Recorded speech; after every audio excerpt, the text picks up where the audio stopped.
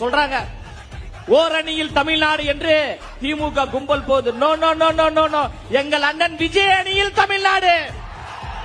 ஒரு அமைச்சர் சொல்றாரு, அப்படி டீல் பண்ணுவோம். என்ன ஹேண்ட்? லெப்ட் ஹேண்ட்ல தமிழ்நாட்டினுடைய பிராண்ட் எங்க தலைவர் தளபதி. தமிழ்நாட்டினுடைய முகமாகவும் தமிழ்நாட்டினுடைய முகவரியாகவும் இருக்கக்கூடிய மாபெரும் ஒற்றை தலைவர், வெற்றி தலைவர் தளபதி. அண்ணன் சொன்னாரு பார்த்திபண்ண, இந்த நிகழ்ச்சியை நடத்துவதற்கு இவ்வளவு நெருக்கடிகள், இவ்வளவு பிரச்சனைகள் என்று பயப்படாதீங்க. என்னதான் நடக்கும் நடக்கட்டுமே, இருட்டினில் நீதி மறையட்டுமே, தன்னால் வெளிவரும் தயங்காதே, தலைவன் இருக்கிறான் மயங்காதே. சேலம் என்பது திமுகவின் கோட்டை அப்படின்னாங்க. அந்த கோட்டையில் ஓட்டை போட்டு தமிழக வெற்றி கழகத்தின் கோட்டையாக மாறிவிட்டது.